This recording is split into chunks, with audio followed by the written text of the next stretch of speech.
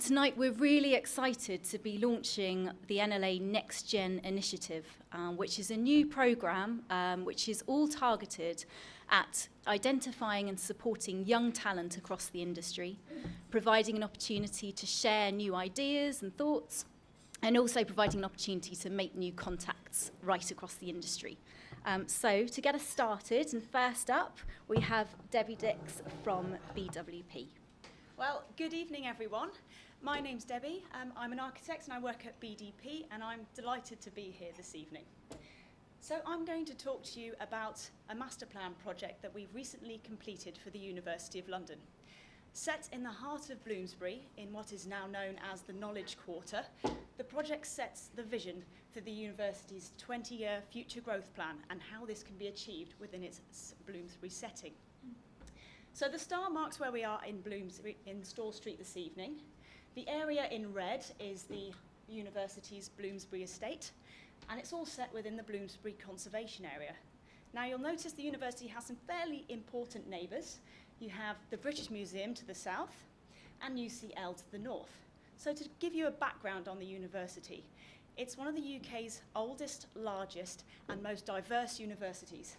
It was established by Royal Charter in 1836, and important institutes such as SOAS, Birkbeck and UCL all form part of it, and their home has been Bloomsbury since 1927. So why does the university need to expand? Well, London is an absolute global success story in terms of higher education. Since 1996, student numbers have increased by 60%, so universities need to be able to expand and provide fit-for-purpose academic space. So this is Bloomsbury, rich in culture and absolutely amazing. You know when you're in Bloomsbury because of the stereotypical Georgian terraces, the wrought iron railings, the lovely open green squares, quirky bookshops, bars, restaurants, and impressive museums. So, Bloomsbury hasn't always been this way. From its humble beginnings on the left, when it was just cherry orchards and licorice fields, until the Earl of Bedford transformed it into large streets and grand squares fit for gentry. By the mid-1800s, the stereotypical Georgian terrace grid was well established. However, by the mid-1800s, or later should I say, more fashionable areas started to spring up, such as Holland Park. So residents started to move away and larger institutes moved in, such as hospitals and university buildings. And even established institutes like the British Museum decided to expand, clearing their site to the north. But after a change of plan, it was decided that this site would be perfect for the University of London's new headquarters, Senate House, which you probably walked past on your way here this evening. It was London's first ever skyscraper, designed by Charles Holden in 1936, and a real piece of Manhattan in the centre of Bloomsbury. So the university has seen many different varied plans for it over the years. And through from the 30s to the 50s, I've picked out three of the most influential key players. From left to right, you have Charles Holden, Leslie Martin in the centre, and Dennis Lasdon at the end, that's right. But only parts of these plans were ever fully built because of reasons like the Second World War, lack of funds, or a rise in the conservation movement. So the areas in black are the terraces that remain today from the Georgian era. The areas in red are Charles Holden's contribution, and the orange are Dennis Lasdon's 1960s brutalist buildings. So what you have today is this colliding of different eras and styles in this really interesting part of Bloomsbury. However, this piecemeal development has meant there are some fairly sort of odd spaces within the university. So the idea here for this master plan is to create a holistic and joined up vision and to create some really great new spaces for the university and for the public. Campus versus city has been a hot topic of debate with this master plan, and certainly for the local residents we've met, they really didn't want us to make a segregated island in the middle of Bloomsbury. So the big idea is to really connect out into the fabric of the city with improved connections east, west, and north and south. This is an idea of what Mallet Street could look like. Currently, it's a really wide street, it's just over there, it's pretty empty to be honest. But we think this could be a fantastic opportunity to create a pedestrian and cycle-friendly route from UCL in the north to the British Museum in the south, with added green space and areas of activity for local community use. Another key area is Byng Place, which is at the top of Torrington Square. Now, both of these spaces are fairly uninspiring at the moment, with a lot of traffic on one side, and it's a quite bleak end of Torrington Square, not helped by this big blank facade on Charles Holden's Student Union building. Left like that because the intention was to have a portico building, shown in this black and white sketch here, that was never actually built. So we think a sensitive reinterpretation of something like this could be really appropriate to make more of these spaces on either side and to encourage people to move through into a new Torrington Square here and to really frame the views to Senate House. Senate House, the iconic building here, forms the centrepiece of the master plan.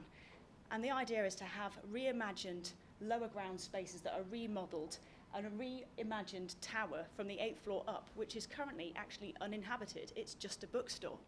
Another idea is to have a fantastic rooftop restaurant and viewing gallery where you could have the best views in town. And that's a photograph that I took the first time I went up there. Below is an impression of what a new entrance might look like to bring you directly down into these new remodelled spaces, but in an accessible way that doesn't interfere with any of the original listed Grade 2 original features. The areas highlighted in blue are all the opportunities that we've identified as part of the master plan, and they provide 35,000 square metres of new additional space. And we've tried to do this in a really sensitive way that won't compromise the integrity of this important Bloomsbury setting. And so we think it could be really exciting for the future of this great part of London. Thank you for listening.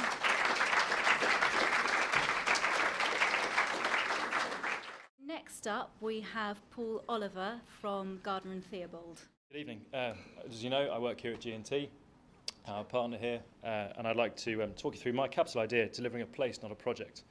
I've had the privilege of being involved at King's Cross with Argent for the past few years, and I've seen firsthand the benefits of delivering a place and not a project. I've seen the area become busier as people accept the new area into their London life, and I can certainly give the thumbs up to the beer festival held there last summer. So what's my capital idea? At the moment, the developer pays seal monies direct to the local authority for them to spend as they see fit in the borough. Is this the best way to maximise return? And I don't necessarily mean financially.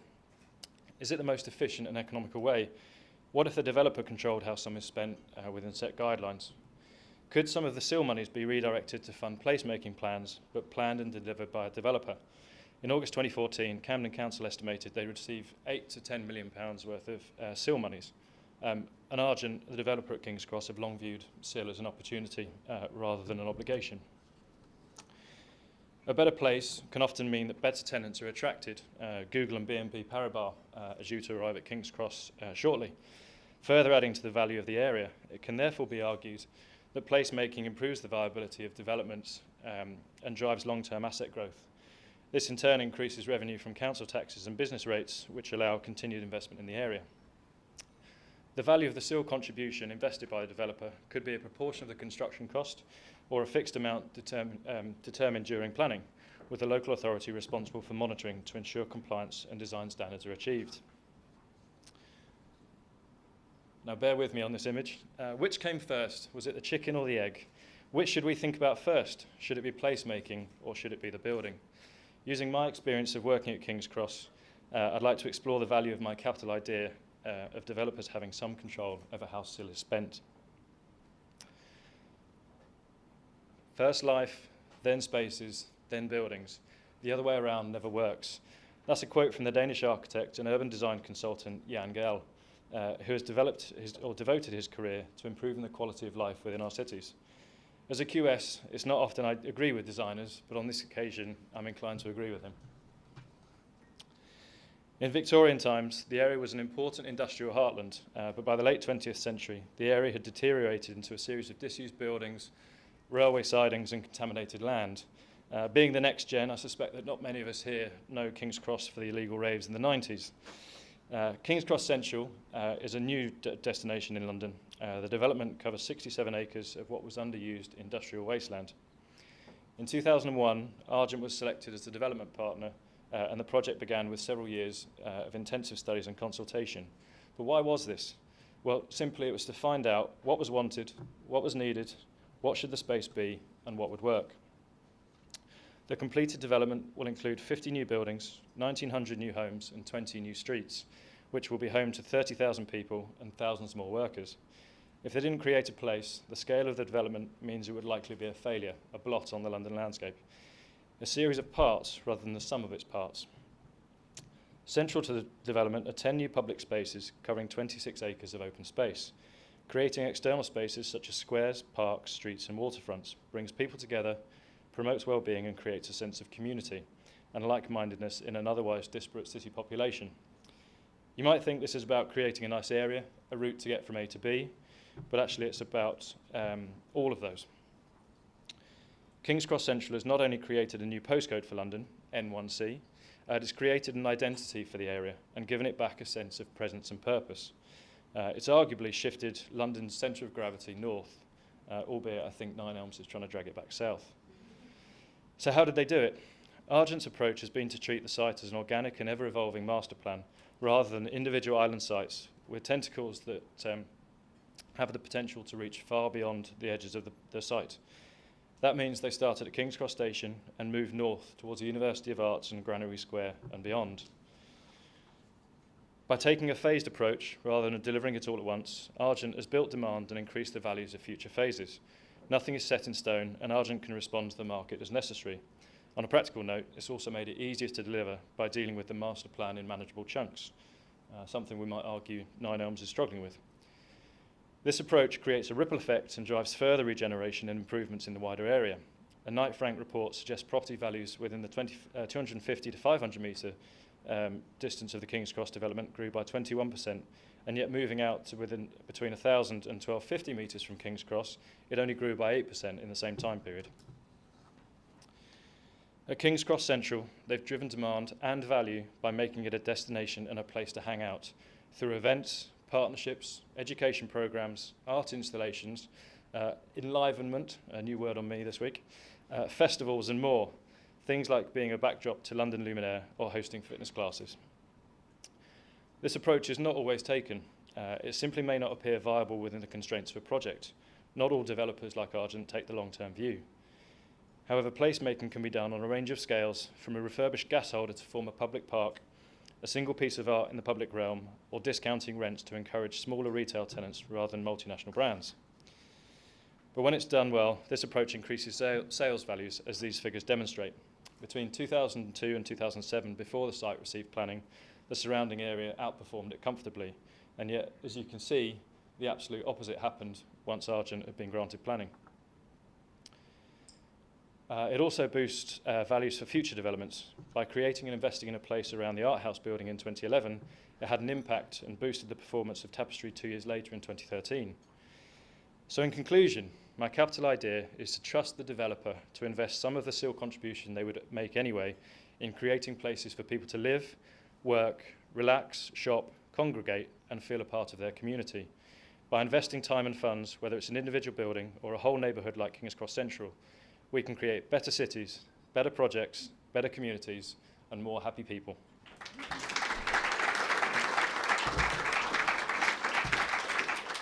Our next speaker is Prachi Rampuria from PDP London. Hi, I'm Prachi. I'm an urban designer from PDP London, and I'm here to talk about my capital idea, which is about cultivating London. So cultivating London to foster local distinctiveness, qualities of everyday life, ecosystem services, and economic productivity is key to resilience over time. So we need to ask ourselves the question, what's next in cultivating the future of London's built environment? For me, part of the answer lies in a systemic approach to thinking about London. This is basically fundamentally based on the understanding that any spatial fabric is made of key subsystems that change at different rates over time. So the landform is the longest lived, while streets last for millennia, plots for centuries. Buildings, by comparison, are relatively ephemeral, but it's not as simple. These subsystems actually have individual subsystems within themselves, which again have a faster rate of change. For example, trees or plants will change faster than forests, uses will change faster than plots, internal layouts will change faster than building structure. So basically, historically, all cities are complex entities. How do we translate this understanding of cities as complex system into a way of working? we've used a proposed vision project for Hammersmith City Centre to illustrate that. So starting from the longest lived layer, which is the natural infrastructure, topography, hydrology, green, we need to understand how the city centre and where it sits within the all London green grid. So that red dot over there is our site, and of course we can see which strategic greens it relates to, or which strategic green corridors does it need to relate to.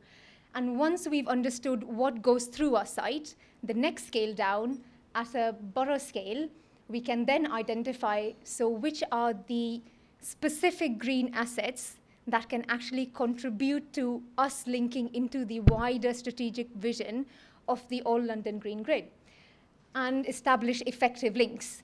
Once we do that, what results is a cumulative green strategy that helps transform the existing asset, build on it, to enable the currently disconnected green spaces into a coherent green structure. Now, to obviously support diverse human activities, but this needs to be designed with a focus on public space, which is the streets. And the public space, again, is multi-scalar in nature, so which has wide economic impacts. The strategic links at the very wider scale carry purchasing power from wider areas and then down to main streets and local streets. If well connected, they obviously foster a resilient local economy. Now, testing whether or not what happens in the Hammersmith site, software analysis concludes that yes, it already has an integrated network. What it doesn't is the fact that it is traffic-dominant movement landscape that restricts public movement and obviously undermines the connectivity potential.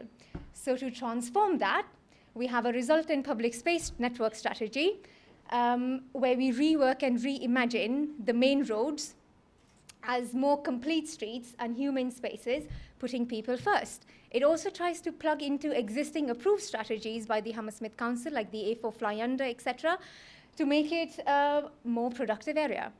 Now, taking it together, the green and the public space strategy, we get a weave, and that weave can support different development types across sites that can afford them. And demand analysis suggests that there are 6 key development types that actually we need to cater to or accommodate. But where do we put what? Where to put what user activity? For that, we need to understand that any human activity actually responds to the built-in support that the particular location offers. And that is what is termed as affordance. So what we need to do is actually map the affordances, which is about mapping the motherboard for the area. And by doing that, what we get is for things like, for example, oh, well, these are the most connected streets, which are in red, so let's put a commercial or retail there because it'll attract maximum footfall. Or these are the quieter areas facing the green park, so maybe they're better for residential. Or this is the most central location near the green, so maybe that can build on to transport-related uses of the existing station. Essentially, all of these design processes result in a plot and a land use strategy. And what this way of thinking does is that it enables us to negotiate maximum diversity of development types in relation to the weave. So everything is always in relation to something else. And next, we need buildings to host the activities that we've designed. So there is a lot of expertise about building that already exists, but sometimes what designers lack is the relationship what the building might have with the street and with the larger plot. And to enable us to think about those relationships, one of the first key decisions we take is about massing or volume. So is the building going to be a background building or an icon in relation to the wider area? In terms of legibility, there are 2 key places where probably we need icons. Either we need it in a node or a landmark corner, or buildings which are of public significance become icons. Apart from these 2 situations, the rest of the buildings should be background buildings that can support the wider legibility and the character of the area. And this, together with the more painful task of hitting target numbers, result in our massing strategy for the Hammersmith vision. And taking it to the next stage, it's about actually space planning or designing the buildings internally, which means we now need to think about what is the interaction gradient that we need to establish between the building and the street. And the fact that we need to establish a clear or a smooth transition from public to private, the buildings need to define fronts and backs. These are very general principles that everybody knows about, but often they get forgotten whilst we are working on our design sheets. And And design can go on and on and on, but what's fundamental is to realize that this systemic approach can actually be used as a framework that plugs in everybody's uncoordinated opinions, information, inputs into a coherent set of strategies and design agenda, and hopefully in the end enable us for joined up thinking, which goes across professional boundaries, and which is what makes me think that can this approach actually help to cultivate more of London? Thank you.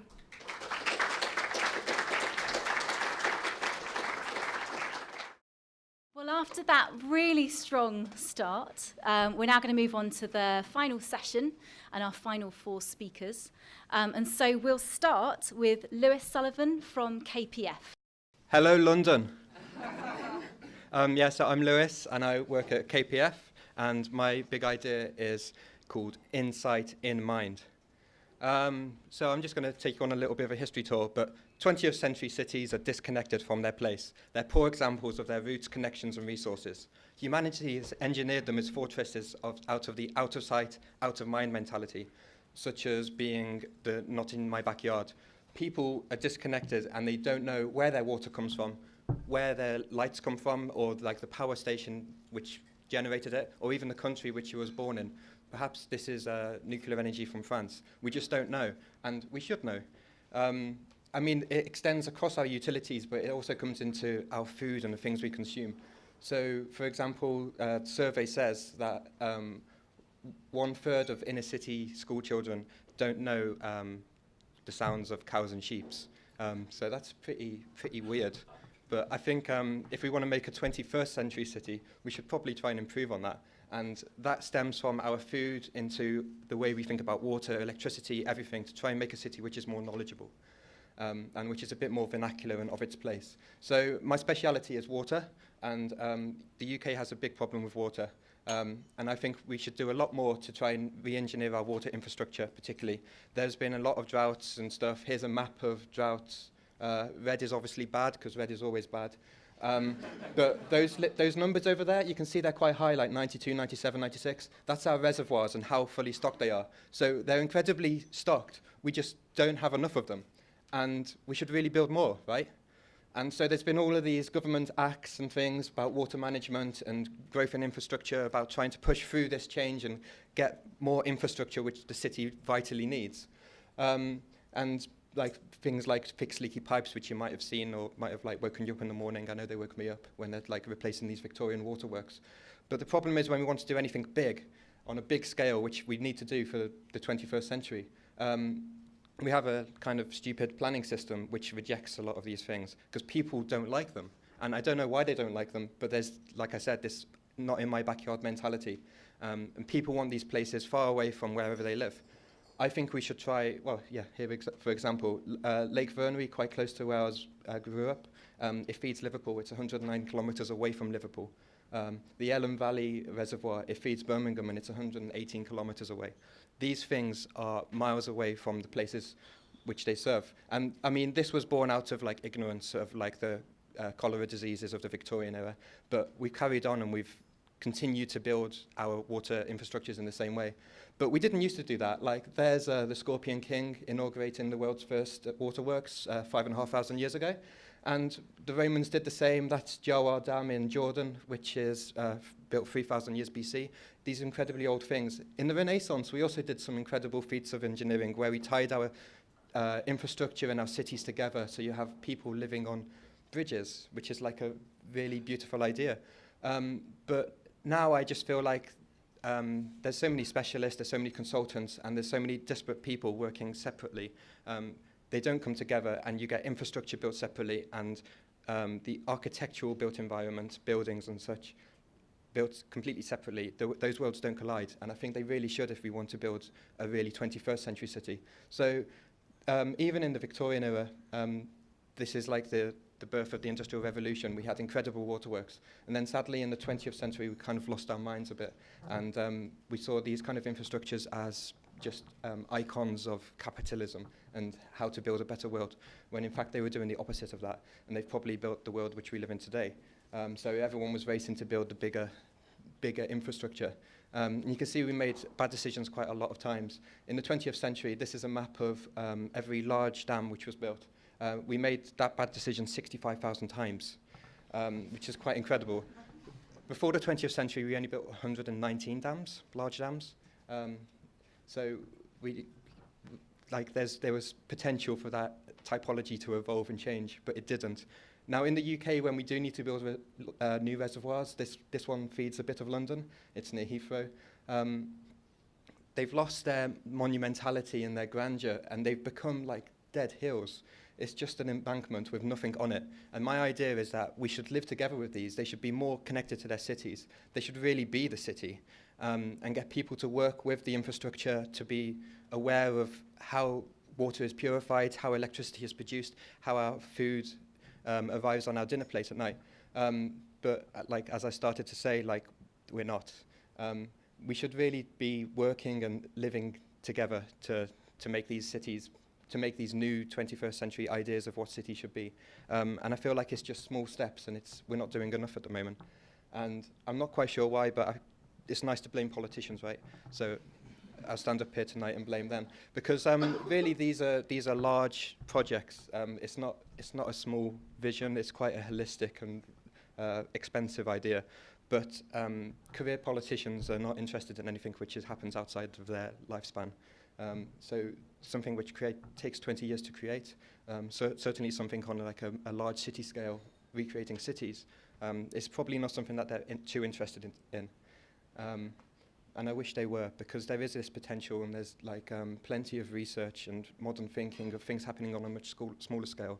And I think for a city like London, we could really do with something which is much larger and incorporating these ideas on a grand scale, because I think that's what we need to make our cities better. I was ad-libbing there, as you can tell. So here's some pretty pictures.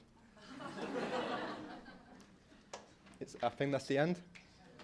Yeah.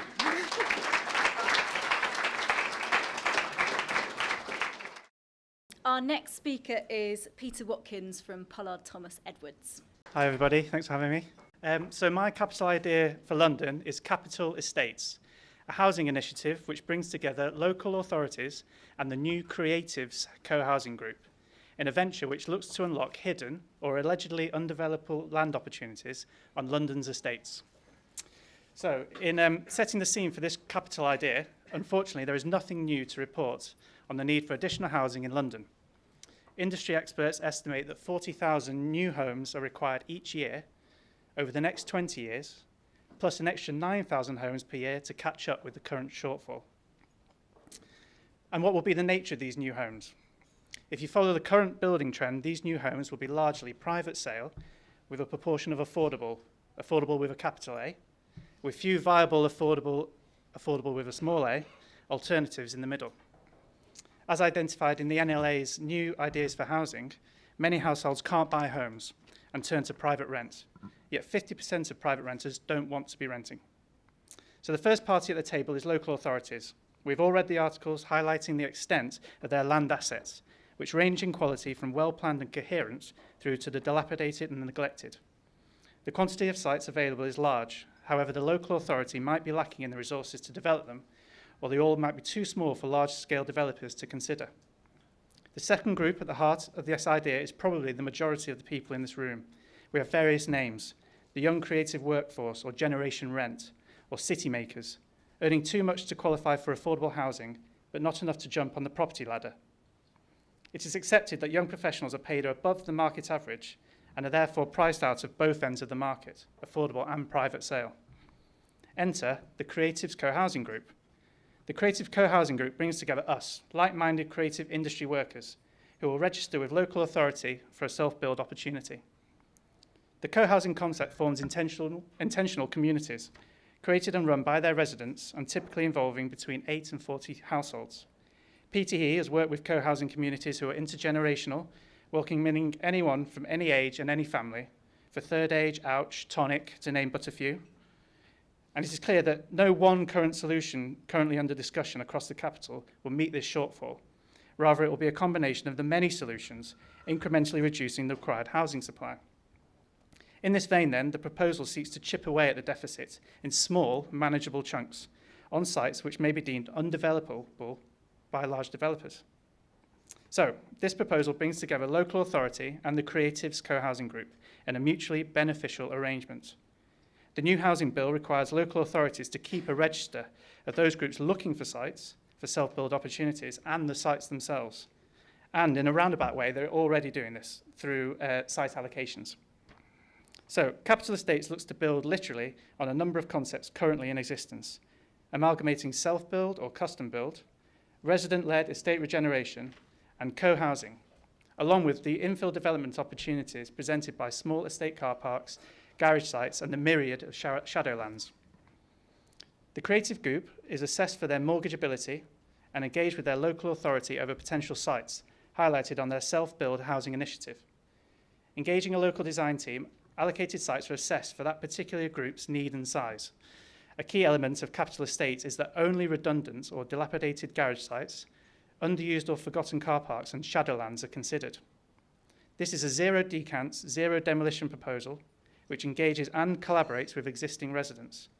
The project is taken through the planning system, and new homes or apartments are delivered. Crucially, these sites sit away from any well-considered larger estate regeneration.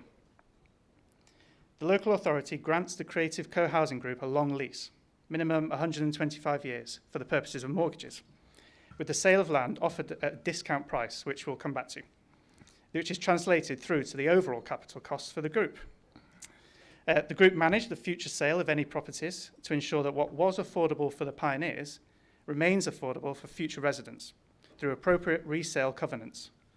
Sales are offered to people or families who meet the right criteria defined in the group's mandate, including but not restricted to asymmetrical haircuts and a penchant for wearing black. So local authorities, why would they? Or perhaps it's more appropriate to ask, why wouldn't they? Zero demolition, zero decants proposals on unappealing and apparently unlockable sites would bring a net gain to the amenity of the existing estates and could also enable a much-needed infrastructure project within the Red Line or immediately outside it. It is also indisputable that within a 24-month period, say, 10 bitterly contested wholesale regeneration proposals locked in confrontational consultation, as we've all seen, will not deliver as many homes as 3 or 4 collaborative, resident-led, sensitive infill schemes. So what additional benefits does this model bring? Well, it would make things happen, contributing to the new household requirements each year through manageable, incremental growth, extrapolated over many of London's eligible housing estates. And this growth is within the most overlooked section of the market, which is ours.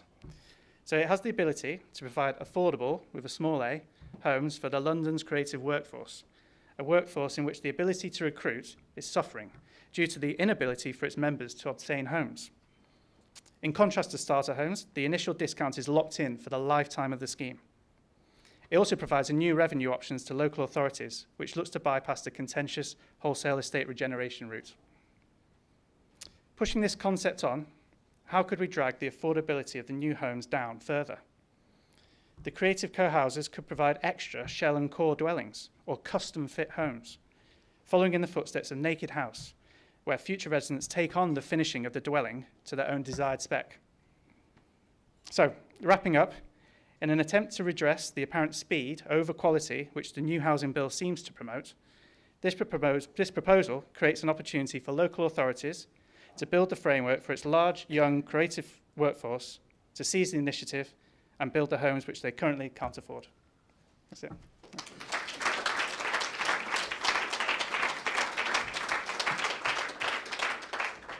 Next up, we have Yanis Prestos from John Robertson Architects. Hi everyone, I'm Yanis from JRA, and I'm going to talk to you about gardens for a little while. This is Tokyo. It's one of the largest cities in the world. There's over 35 million people living there. And it's really emblematic of a trend that's happening to global populations now that we all know and love.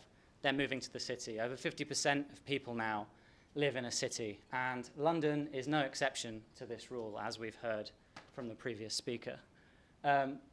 As people come in, the city grows, but now it's reaching its boundary. It's reaching the legislative boundary, the green belt. And we're really left with a decision. Do we build on the green belt, Or do we densify the city instead? Well, there might not be Molotov cocktails and riot gear, but there is a vocal opposition to this idea. And the legislative framework that we operate within also, also means that densification is the only real option. So if we're going to densify our city, we have to be aware that there's going to be lots of people. Now, people, for me, present an opportunity. It's what makes London great. It makes us a vibrant centre where you can do anything, meet anyone, and achieve anything. But what's great about cities is that not only do you do more, you can do a lot more of more. So let's take the day in the life of an average Londoner. You wake up, you grab your coffee before rushing off to work, you get in, quickly rush through your work before grabbing a sandwich, before going back to work for that meeting that you had, before grabbing a drink with your friends, before going on a date with your girlfriend who you've not seen all week, before going on to the gallery that's closing soon but you really want to see that exhibition, before going home and falling asleep and doing it all again. And sometimes we just need to have a break. So some people have a break outside the city. They leave, they go on holiday, and they go to the countryside. But for me, a really great city enables you to have that experience within the city itself. So traditionally, that's happened within our gardens. The garden has always been a bastion for relaxation, somewhere to potter, plant plants, have friends round, or just think about the week that's gone by or the week coming ahead. However, as more people come in, we're in real danger of losing these very, very precious spaces that we have.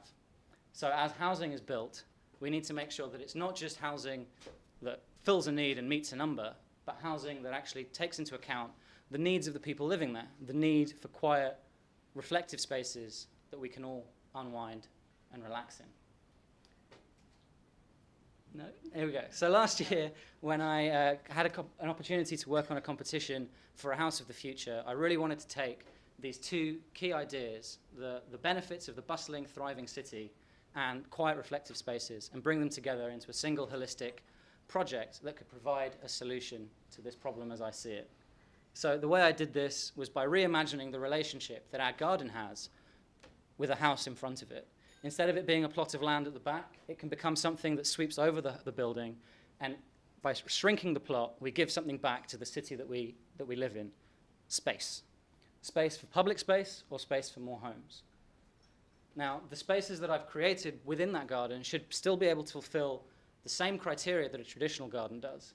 It's somewhere where you can relax, invite friends round, and they create a transition of interaction from the public realm to the intensely private core at the back, whilst also being flexible and being able to adapt from external to internal and creating a relationship there.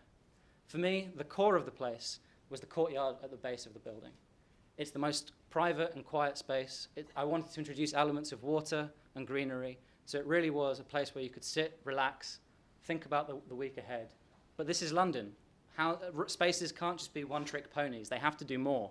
So whilst during the week it might be somewhere to relax, on the weekend, the space expands, it grows into the internal spaces within the property, and you can have friends round, you can have your daughter's birthday party, or whatever it might be. The space is flexible.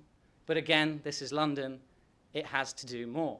It's not just about how people interact, but also how we can integrate technology into the building fabric so that it does not become just an alien add-on to the buildings that we have and looks out of place. So again, the courtyard becomes the hearth of the home, where heat is generated by introducing technology like geothermal heat pumps underneath and external spaces being used for photovoltaics on top. So what do these things look like when they come together into a single dwelling? Well, hopefully, they look incredibly familiar. I was really striving for a kind of radical conventionalism. I didn't want this to be something that was alien and out of this world. It's something that we should all recognize as a house that we live in and we're used to. But one house doesn't make the city. You need to figure out how these things come together. And for that, I wanted to revisit a tried and tested typology that's been in London for a long time, but was removed very recently, the back-to-back house. By introducing the garden spaces the way I have, I improve that typology by introducing light to the internal spaces as well as external spaces to dwellings that otherwise wouldn't have it. The facade, again, is keeping with the familiar. Bricks, timber, materials that we're all used to, and people relate to housing. And social interactions in the way that the house meets the street, that we would be very used to seeing today, whilst that frontage hides a different idea at the back. But one house, again, does not make a city. We need more types of typologies for different kinds of people. So I've translated that idea into flats that could be stacked on top of each other to create courtyard blocks, as well as smaller houses that can be tessellated to form streets. Finally, to pick up on a point another speaker was saying, the older generation, how they could be integrated, I was keen to integrate them into the house itself. So I developed a typology of larger units that would integrate a granny flat, if you like, within the house itself. So grandparents would feel part of the family, whilst also being able to maintain a degree of separation as and when they needed it. As I said, everyone needs some time away to themselves. So what does this future look like? Well, hopefully, fairly similar to what it looks like now. But by reimagining the garden and introducing light into these spaces, I hope to be able to create an opportunity for peaceful, recreational, and reflective spaces to thrive within a busy, bustling, thriving city. Thank you very much. Our final speaker is Andrew Reynolds from Arup. So Samuel Johnson said famously in 1777, when a man is tired of London, he's tired of life. But I have a feeling London might have been a bit more exciting back then. If you go into central London today, you'll see it's full of generic chain stores, coffee shops, everything feels the same. And London, partly due to its own success, really risks losing that excitement that has made it such an exciting place. And there's a number of kind of challenges, and one is increasing rents. We all know about this. The price of space is going up. This is forcing out different businesses, forcing out creative industries out of the city. And so they're just really forcing venues to close their doors and forcing small businesses out of the city. And another part is loss of space. So this is about loss of the urban form that can allow different activities. So we know, if you take Hackney Week, for an example, it's filled with different activities. There's artists, there's studios, there's parties, there's residential functions, there's manufacturing. And all of these activities rely on a specific space that allows them to happen, specific plot sizes, specific buildings. But once that goes, these things disappear. And then there's the night time. So there's quite a bad perception of the night time among a lot of people. It's seen as an unsafe time associated with drinking, antisocial behaviour. If you don't want to go drinking, there's not a lot to do. And also stations also have a bit of a negative image in the evening. And small towns in the suburbs, all you can do is go to the local pub. So this is the opportunity of the night tube, the opening up of train lines 24 hours on the weekends across 5 different, across the city. And the night tube is intended to boost the local economy and create over 2,000 jobs. But this is just business as usual plus, and I think it can do more. I think it can be a transformational element for the city. We know there's a demand. Anyone who's ever tried to go to a museum night in London and stood in a queue, there's a massive demand for nighttime activities. This is the Lumiere Light Festival. Over 1 million people across 4 days. They had to close some tube stations that were so crowded at some point. And so there's a fantastic demand among Londoners for new night activities. And it's not just in London, in other cities as well. In Rotterdam, they have the museum nights, and this has really helped to transform the perception of the night in Rotterdam and make it a leading city of culture. Melbourne has the food markets. These are, promoting the local economy, lots of different food. And Lisbon's an interesting example where regeneration has occurred through entertainment. And so traditionally, we used to work in the day. That was how it was.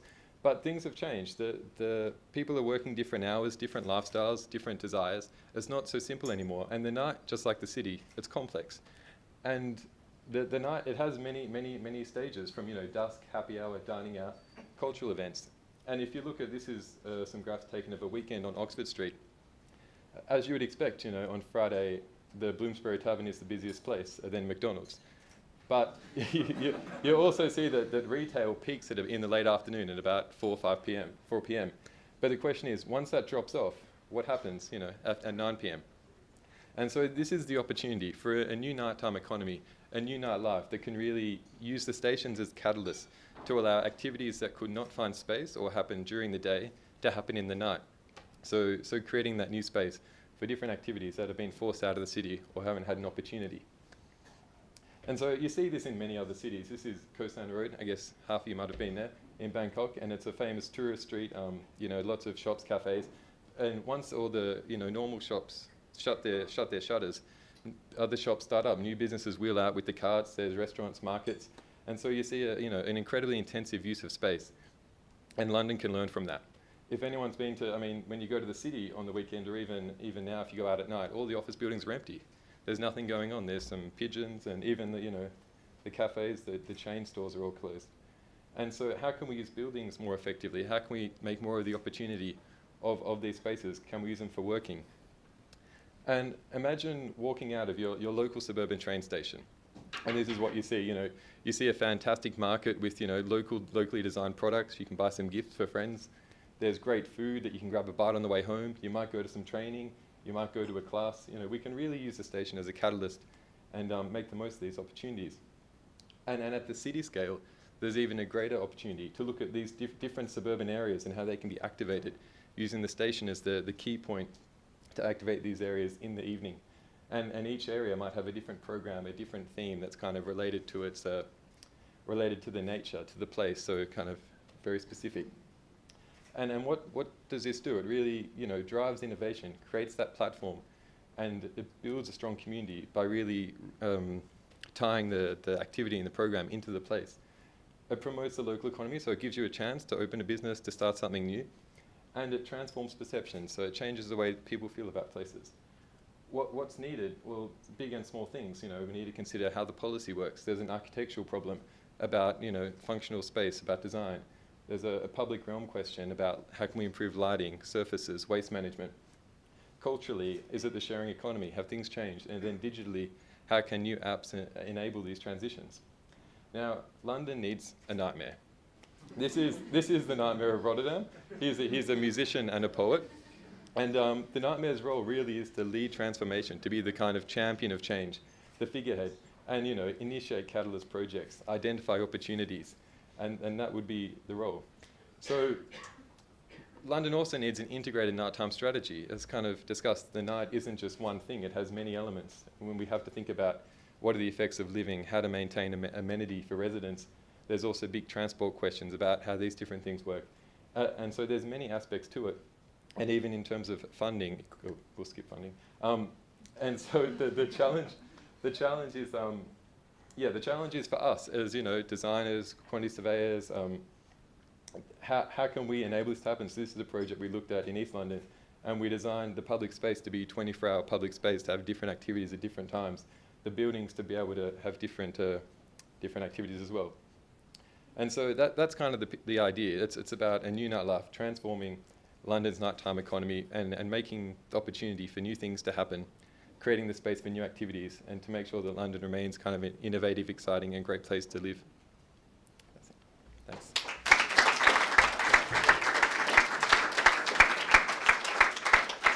Just wanted to thank Gardner and Theobald again for hosting and supporting tonight, and Bureau 4. Thank you all for coming, and thank all our speakers for such great presentations.